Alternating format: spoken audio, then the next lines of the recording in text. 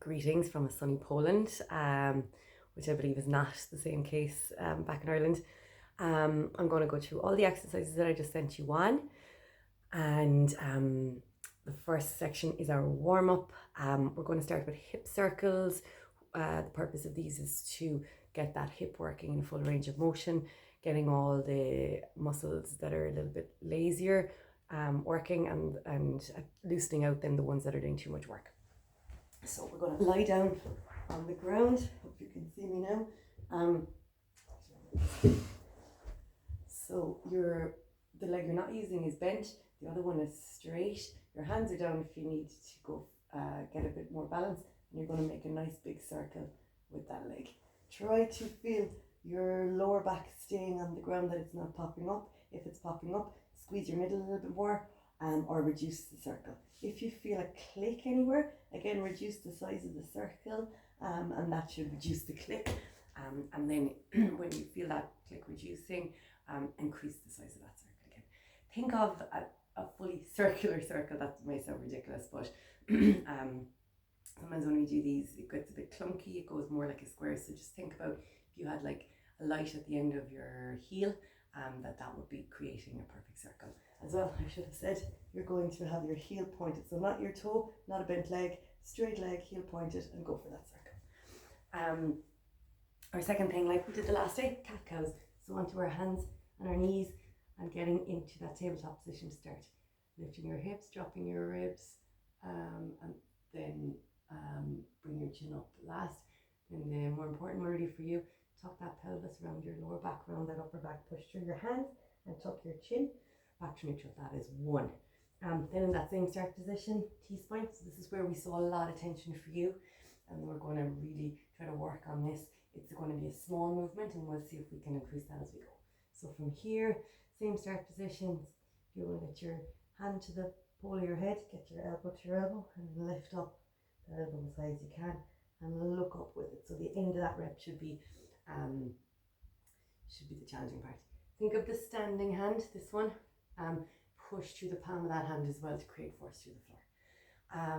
Then we've got hamstring openers. This is one we didn't do. You're looking at my left leg. Here I'm going to step back with the other one, get my toe up, reach forward, and then come back to a standing position.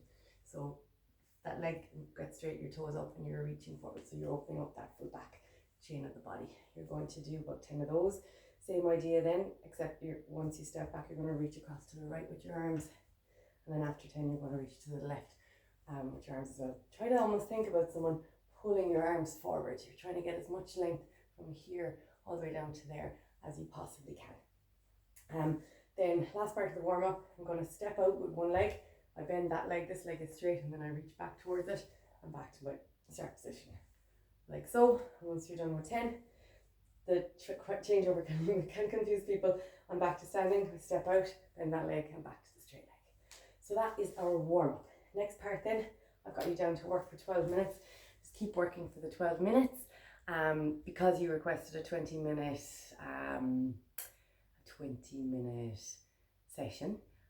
If you find that you're enjoying it, add on a few more minutes. There should be no reason why you couldn't increase the time. Maybe even increase the first part first. So that would be the 1 minute on the machine, or on the bike, sorry. Let's see if we can do 2 minutes on the bike instead of 1, and that could increase your time on this. Okay, so that's the first part, the bike. That's going to get the heart rate up. Second part then we're going to do is what we call a push press, which I showed you the last day. I was saying tin cans for you. I've got 2 glasses in my hand, that's because that's all I have here.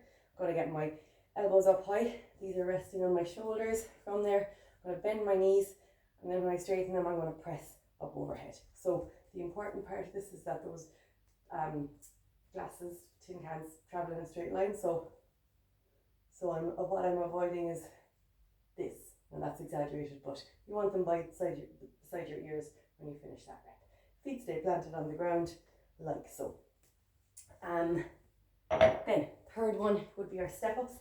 I've got my little chair here, and I'm going to step up on it. So stepping with one leg, push through that front leg, and then standing up, step back with the same leg, and then go to the other side.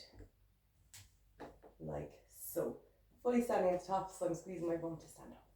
The reason I'm doing these instead of the squats, which we went through, is because I saw a big difference between the strength from one side to the other. These will build that strength, so the weaker leg is forced into working. So it'll catch up with the other one, and then we'll move on to the two-legged squats after. Last thing then, straight arm hold or a plank hold.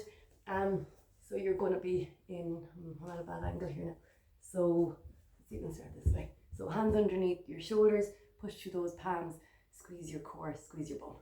So like this, holding for I think we'll set 30 seconds. And that's it to start. Enjoy.